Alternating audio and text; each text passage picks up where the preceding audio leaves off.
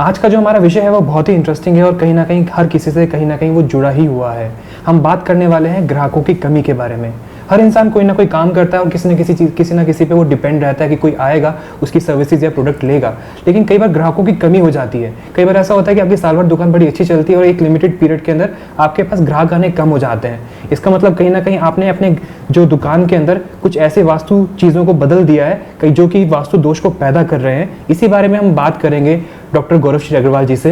Doctor साहब, आपका बहुत बहुत स्वागत है। जी धन्यवाद। आप लोगों ने आज का जो प्रश्न पूछा है वो बहुत ही इंटरेस्टिंग प्रश्न है कि वास्तु हमारे ग्राहकों पर किस प्रकार से अपना असर दिखाता है।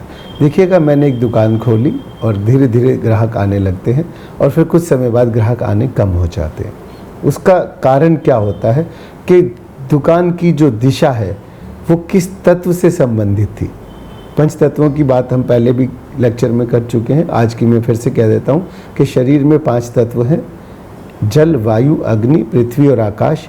वही तत्व पृथ्वी के साथ साथ हमारे उस जगह में भी हो जाते हैं जिस जगह में हम अपना कारोबार करते हैं। जिस तत्व से संबंधित मेरा दरवाज़ा होता है दुकान का, उस तत्व से संबंधित चीज़ों को अगर मैं बढ़ा लेता हूँ तो ग्राहक बढ़ जाते हैं, और उस तत्व के विपरीत मैंने कुछ काम कर दिया तो ग्राहक घट जाते हैं। आज ये देखें कि कोई त्यौहार आ जाता है, दीपावली, सभी लोग अपने लाइट्स लगाते हैं जी।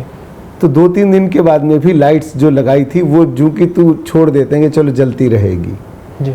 फर्ज करें कि अग्नि तत्व की दुकान थी और वहाँ पे जल तत्व से संबंधित लाइट लगा दी जाए तो 1-2 दिन तो उसको पता नहीं चलेगा, लेकिन वो रोज़ाना रूटीन में लगी रहती है, जलाते रहते हैं, तो धीरे धीरे जल जो है वो अग्नि को डिस्ट्रॉय कर देता है और ग्राहक कम हो जाते हैं।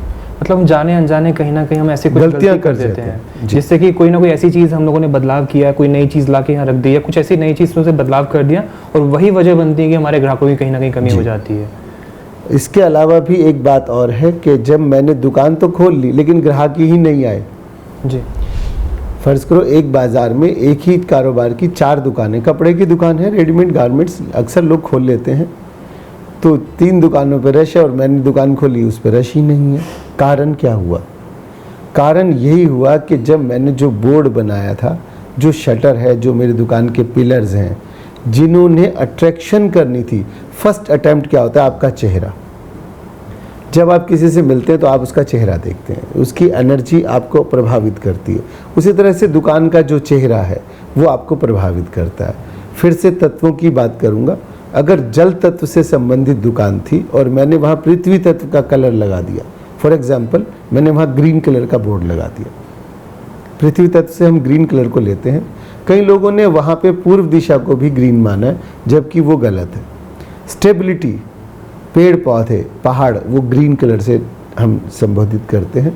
तो आप अगर देखें, सिंबलाइज करें, तो ग्रीन कलर अगर जल वाले स्थान में लगा दिया जाएगा तो वहाँ ग्राहक ही नहीं आएगा, तो आपका कारोबार फेल नज़र आएगा।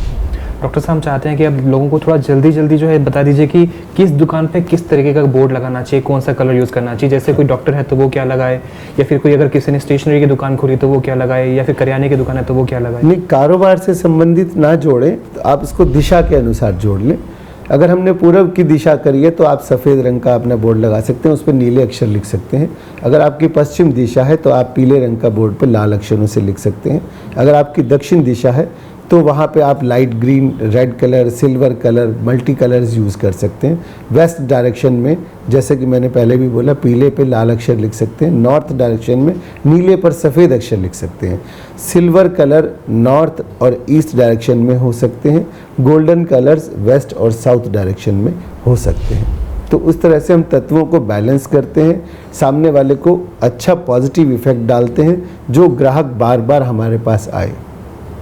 तो दोस्तों, मुझे लगता है कल से तो आपका धंधा बहुत ज़ोरों से चलने वाला है, क्योंकि आपने तो ये चीज़ जान ली है कि किस तरीके से ग्राहकों को आप बढ़ा सकते हैं, आप अपने वास्तु दोष को समझ सकते हैं, उसको दूर कर सकते हैं। अगर आपकी भी कोई भी ऐसी क्वेरी है तो आप डॉक्टर साहब से मिल भी सकते हैं। नीचे दिए हुए नंबर से आप कॉल करिए और डॉक्टर साहब से अपॉइंटमेंट लेके आप उनसे मिल भी सकते हैं। डॉक्टर साहब, जानकारी के लिए बहुत बहुत धन्यवाद। जी, आपका भी धन्यवाद और दर्शकों का भी धन्यवाद। यही आशा करते हैं कि आप सभी का जीवन खुशहाल और मंगलमय रहे।